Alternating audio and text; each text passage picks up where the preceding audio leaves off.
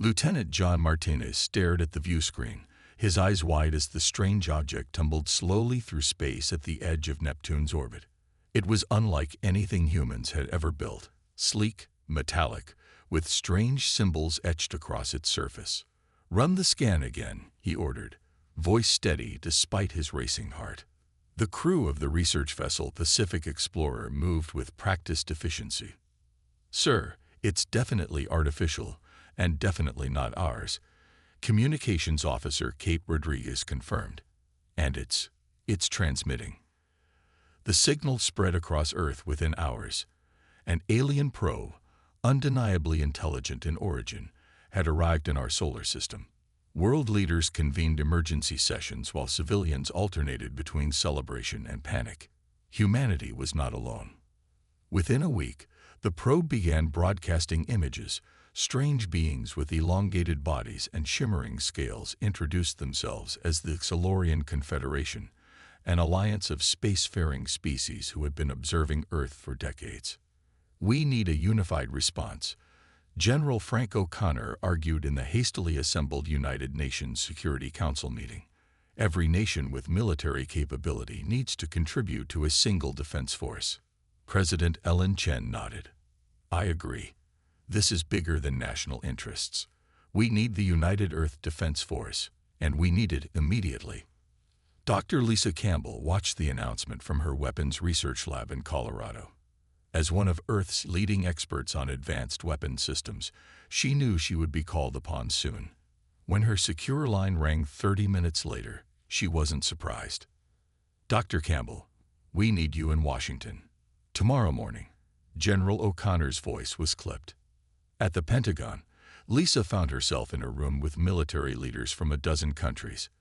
Blueprints and specifications for experimental weapons littered the tables. "Energy weapons are our future," Colonel Sergei Volkov insisted, pointing to Russian plasma cannon prototypes. "If these aliens have mastered interstellar travel, our conventional firearms will seem like toys to them." Lisa shook her head. "I disagree. We should develop energy weapons, yes, but we shouldn't abandon projectile technology. Physics is universal. A bullet traveling at high velocity will damage organic tissue regardless of how advanced their technology might be." General O'Connor frowned. "You want us to meet spacefaring aliens with guns." "I want us to have options," Lisa replied firmly. "What if they have defenses against energy weapons? What if projectile weapons work in environments where energy weapons fail? Redundancy is essential for survival." 3 months later, the first Silurian delegation arrived in neutral Switzerland. Their ship, a gleaming silver craft that hovered silently over Lake Geneva, disgorged 6 alien representatives. They walked on 2 legs but had 4 upper limbs and skin that shifted colors with their emotions. Ambassador Eric Nelson led the human delegation, flanked by military personnel including Lisa Campbell. The security team carried both experimental energy pistols and conventional firearms, a compromise Lisa had fought hard to win. The lead Silurian, who called himself High Emissary Zoltek, noticed the weapons immediately. His skin rippled with amusement, a purple-blue pattern that their cultural briefing had identified as condescension or mild contempt. "You still rely on chemical propellants to launch metal projectiles?"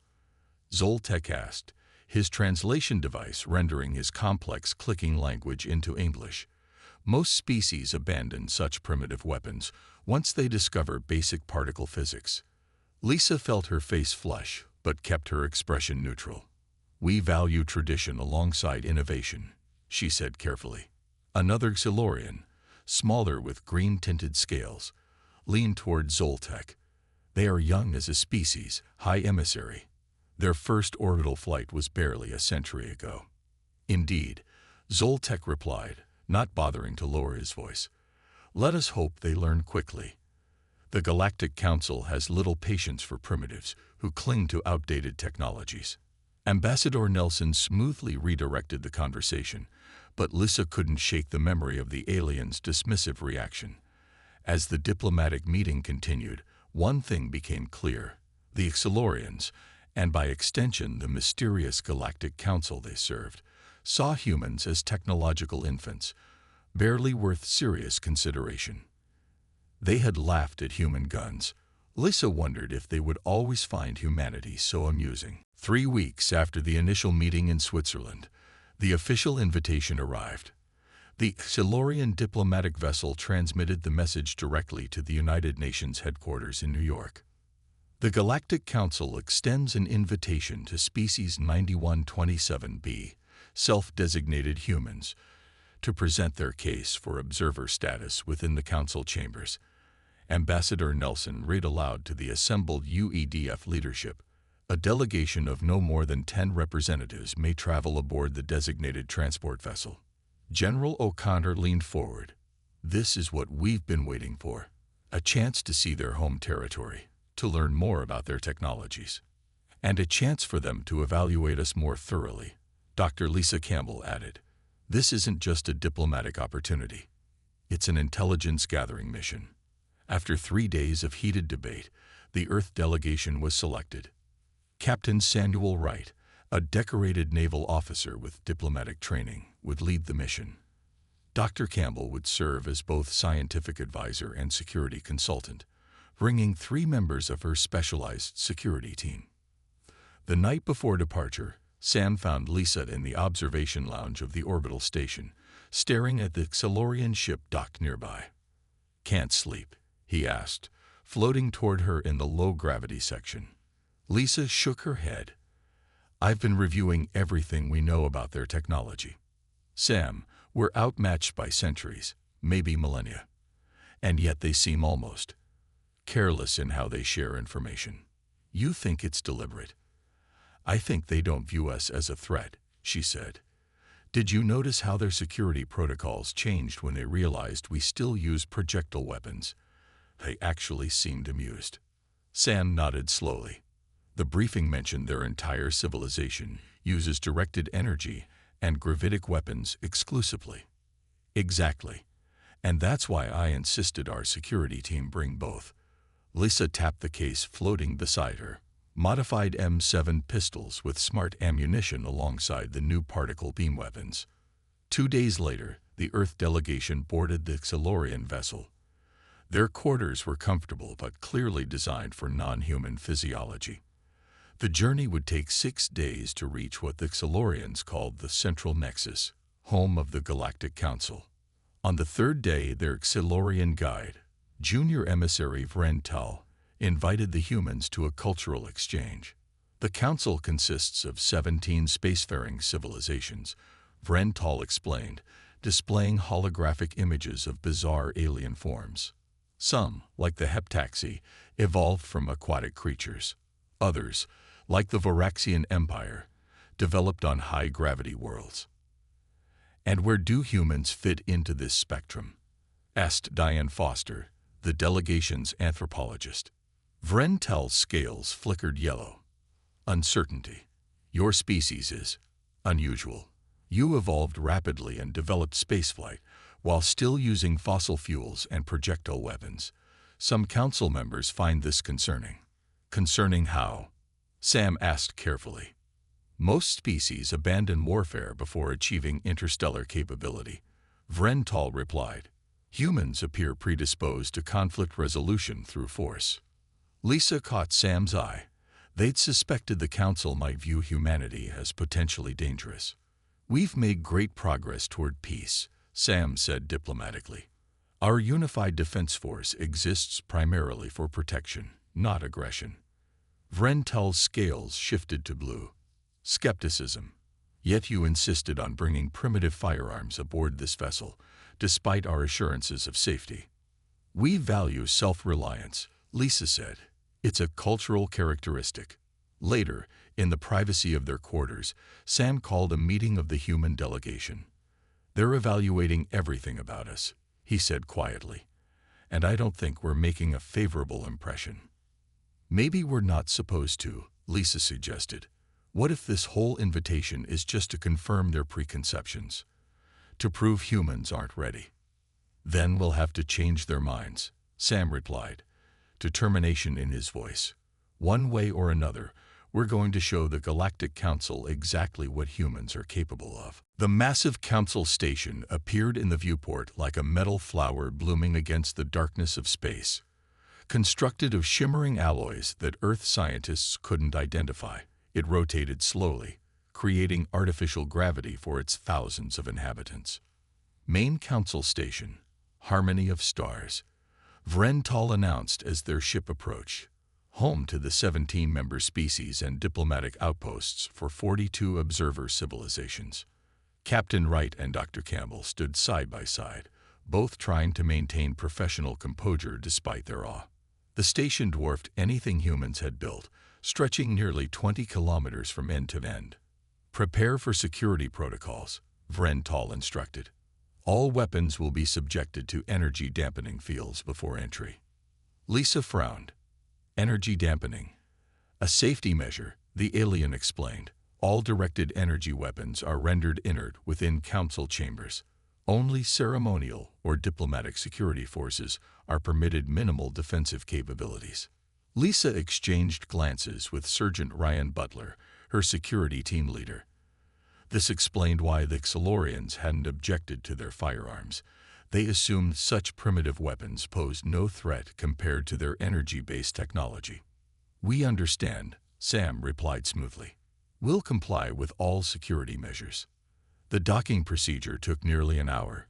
When they finally emerged into the station proper, the humans found themselves in a cavernous hall filled with creatures of all descriptions.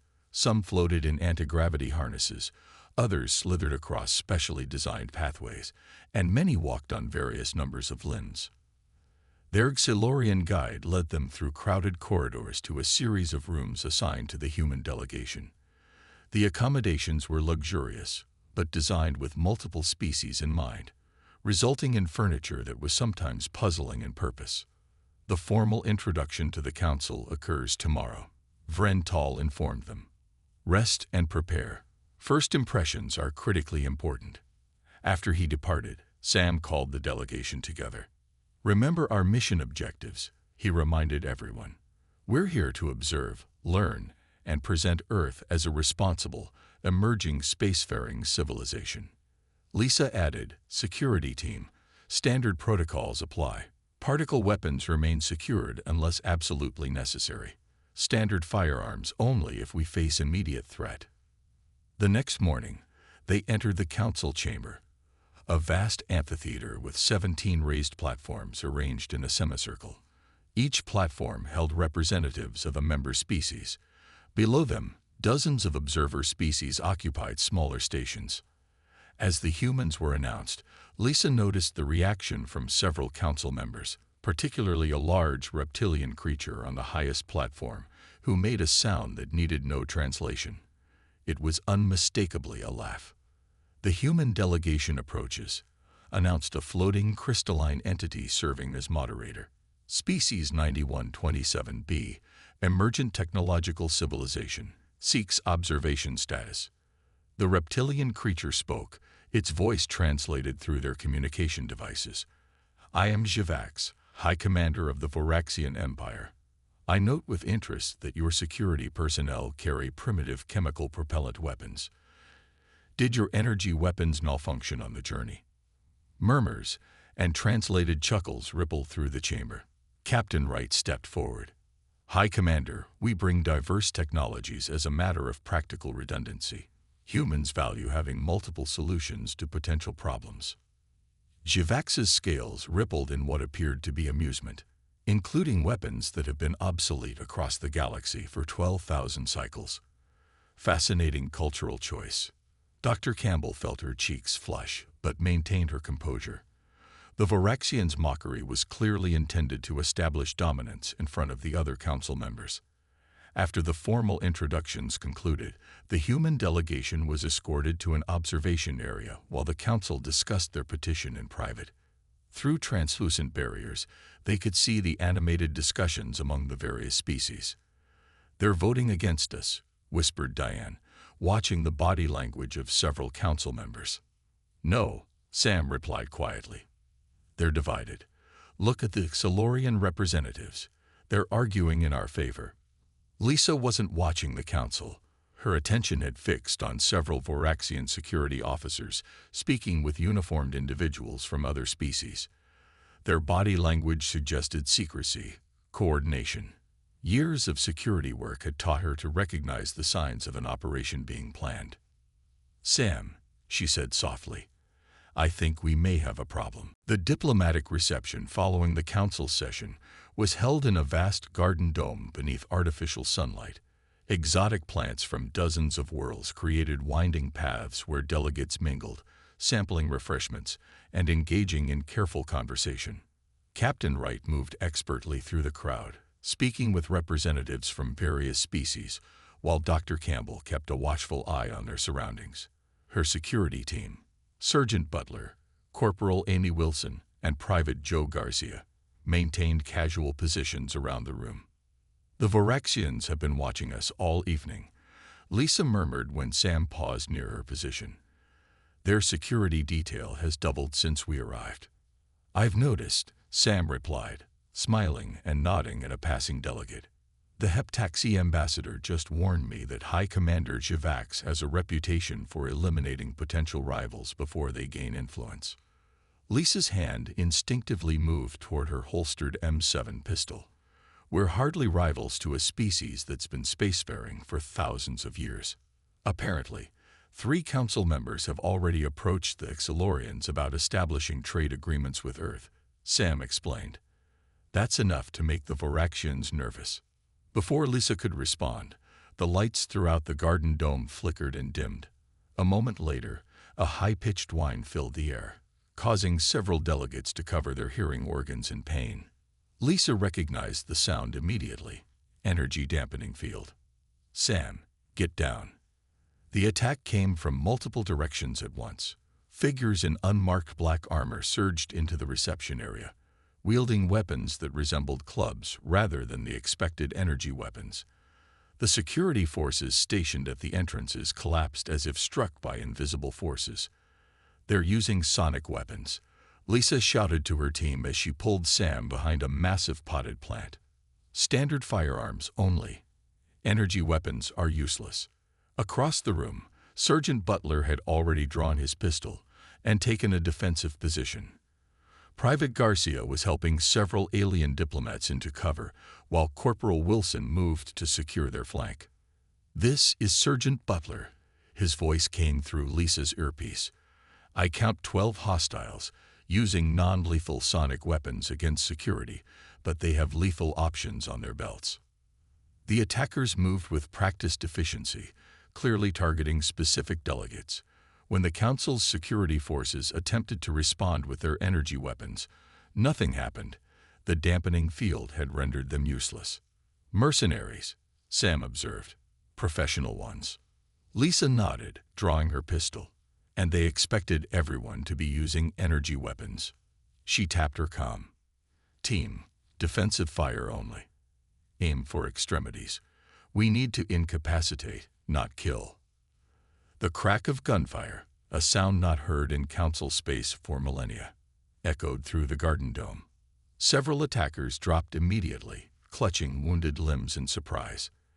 The sound caused nearly as much panic among the delegates as the attack itself. "What primitive weapons are those?" Lisa heard a nearby delegate ask in terror. "Human firearms," another answered. "Physical projectiles. The dampening field doesn't affect them." The mercenaries, realizing their vulnerability, shifted tactics. 4 of them concentrated fire on the human security team's position, while others moved to grab specific delegates, including the Xilorian ambassador. Captain Wright surprised everyone by snatching a decorative metal staff from a nearby display and charging toward the mercenaries holding the Xilorian. His naval combat training was evident as he swept the first attacker's legs and struck the second with enough force to crack their helmet visor.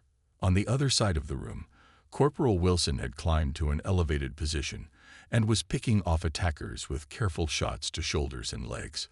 Sergeant Butler advanced methodically, providing covering fire for Private Garcia as he helped evacuate injured delegates.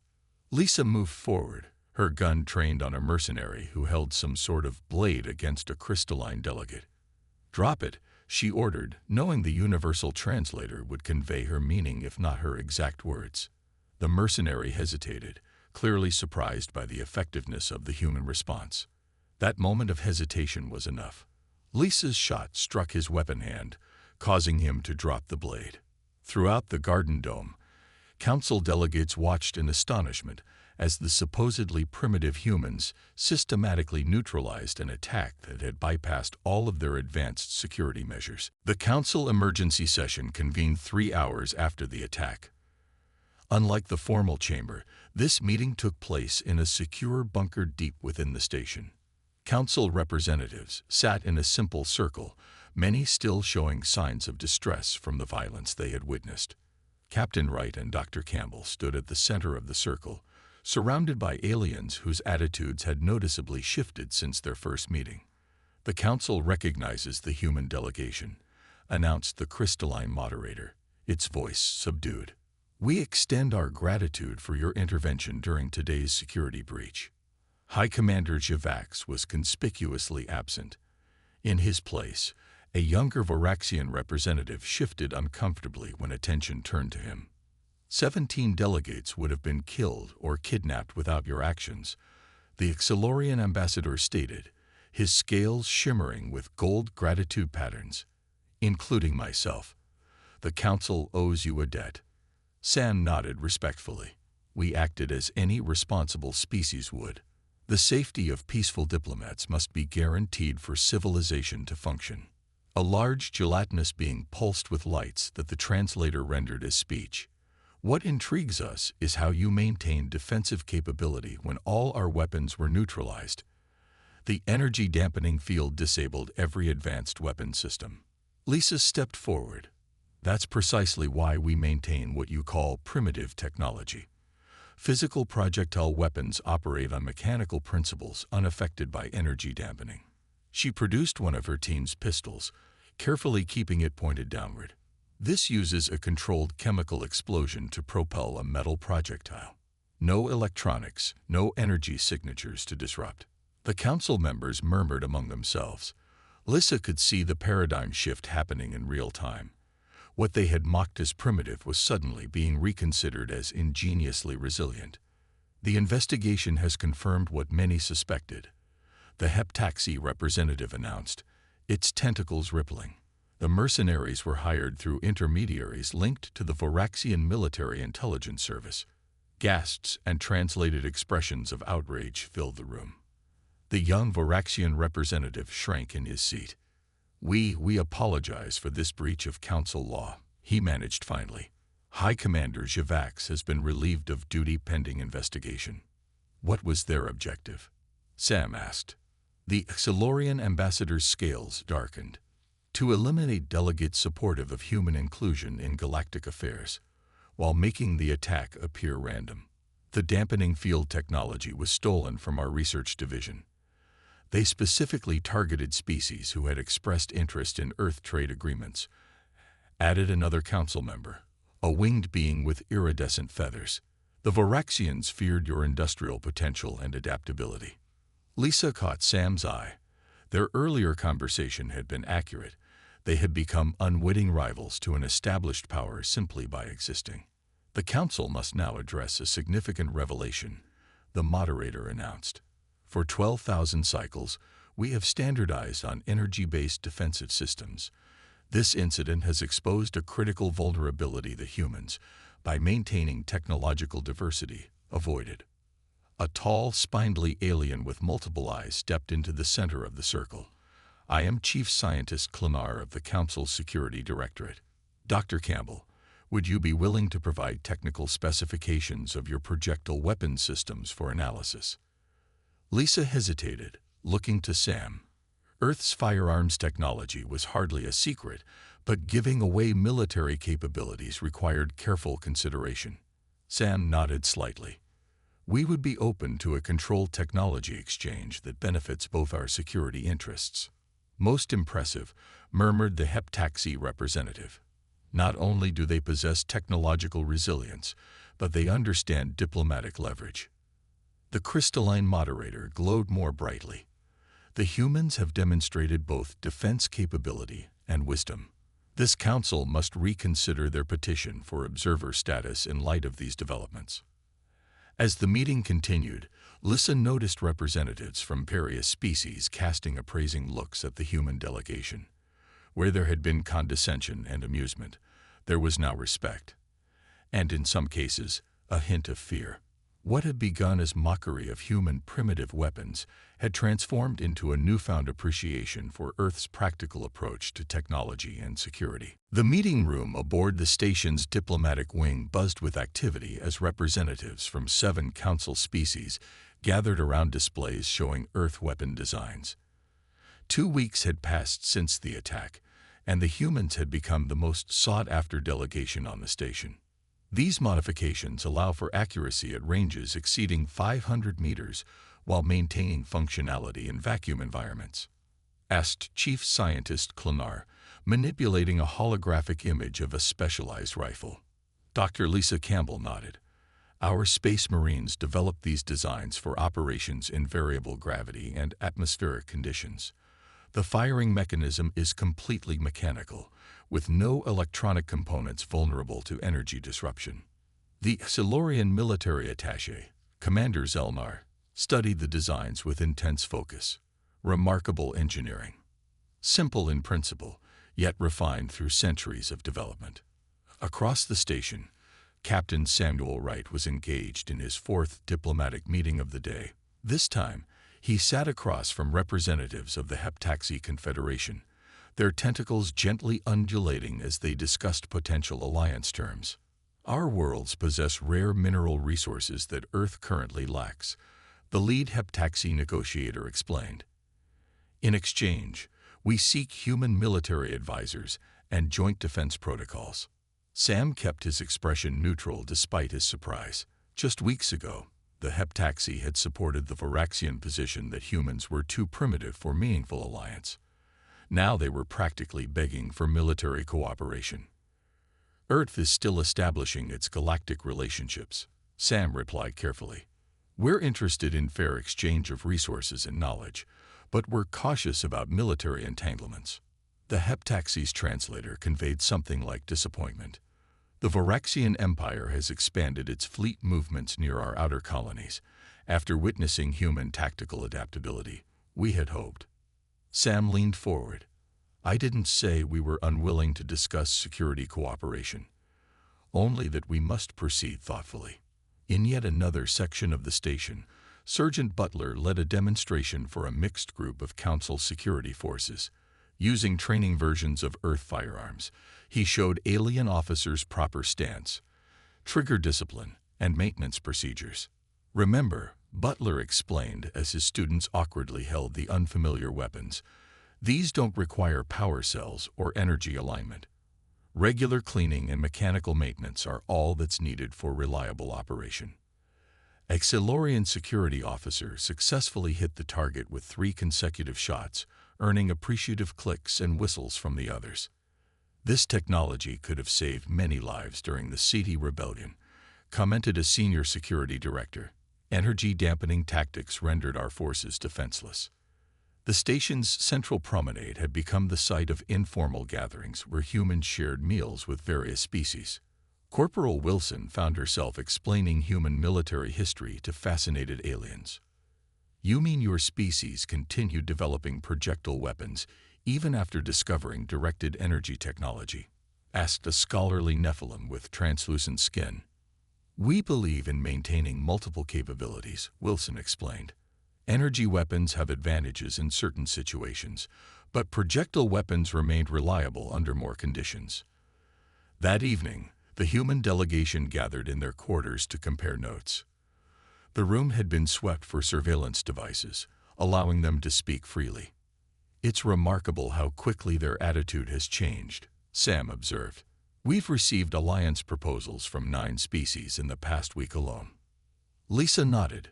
The Security Directorate has requested permission to send observers to Earth to study our military training methods.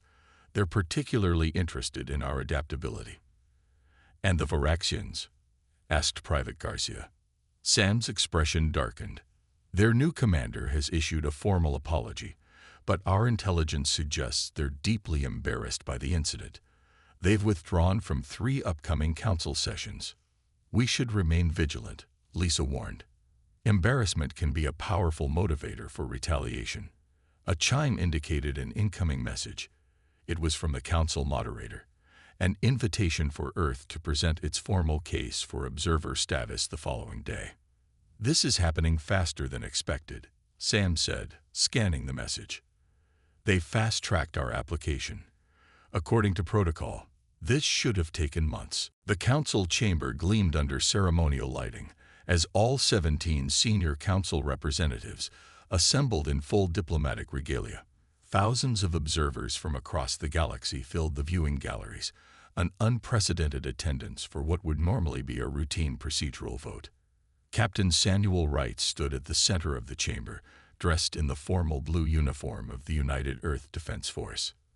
Dr. Lisa Campbell and the security team flanked him, their posture perfect, their expressions composed despite the historic nature of the moment. This council convenes to deliberate on Petition 7219X, Observer Status Application for Species 9127B, Self-Designated Humans, announced the crystalline moderator, its facets glowing with formal colors. By emergency measure, this petition has received expedited review. The chamber grew silent as the Solarian ambassador, now acting as the senior council representative, rose from his position. 4 standard cycles ago, this chamber witnessed an unprecedented breach of council security. The ambassador began, scales shifting through formal patterns. During this crisis, the human delegation demonstrated exceptional courage, tactical flexibility, and technological resilience that saved numerous lives, including my own. Murmurs of agreement rippled through the gathered species. Even the new Voraxian representative, though stiff in demeanor, inclined his head slightly. More significantly, continued the Solarian, the humans revealed a critical blind spot in galactic security doctrine. By maintaining diverse technological approaches rather than pursuing only the most advanced options, they preserved capabilities we had abandoned millennia ago, capabilities that proved decisive in our moment of vulnerability. Dr. Campbell caught Sam's eye briefly. Neither had expected such direct acknowledgement of human military effectiveness. The heptaxi representative moved forward, tentacles forming formal patterns. The history of council expansion has focused primarily on technological achievement as the measure of civilization. The humans have shown us that wisdom in applying technology may be equally important. One by one, council representatives spoke. Some emphasized the strategic value of Earth's position in an otherwise undeveloped sector. Others praised human adaptability and resourcefulness. A few spoke cautiously of the potential dangers of incorporating a species with such a pronounced tendency toward military thinking. Finally, the vote was called. Holographic symbols appeared before each council member: blue for approval, red for denial, white for abstention. The chamber grew silent as the council members made their choices. 15 blue symbols and 2 white symbols materialized above the council circle. No red opposition. The humans had received near-unanimous approval. By authority of the Galactic Council, Species 9127B is granted provisional observer status, declared the moderator. Captain Samuel Wright is recognized as Earth's first council representative. The chamber erupted in the various sounds of alien approval: clicks, whistles, rumbles, and flashing lights. Sam stepped forward to deliver Earth's formal acceptance. "On behalf of humanity, I accept this honor with gratitude and humility," he began. "Earth comes to the galactic community not as conquerors, but as partners. We bring our unique perspectives, our adaptability, and yes, our diverse approaches to technology." He paused, looking around the chamber. The incident that accelerated our acceptance came at a cost, but it also revealed a truth that benefits us all. No single path of development guarantees security or wisdom. By combining our different approaches, we all become stronger. After the ceremony, a private reception allowed for more informal interaction. Dr. Campbell found herself approached by Chief Scientist Klenar and representatives from 6 different species. "We have established the Cross-Species Defensive Technologies Commission," Klenar announced. "With Council approval, we invite you to serve as its first director." Lisa blinked in surprise. "That's a significant responsibility. One that requires your unique perspective," the scientist replied. "For too long, we assumed technological advancement moved in only one direction. You have shown us otherwise." Across the room, Captain Wright, now Representative Wright, was engaged in conversation with senior council members about the integration of Earth into galactic affairs. "Your defensive doctrine will be studied at our military academies," the Xilorian commander told him. "The combination of your tactical flexibility and our advanced technologies could revolutionize galactic security."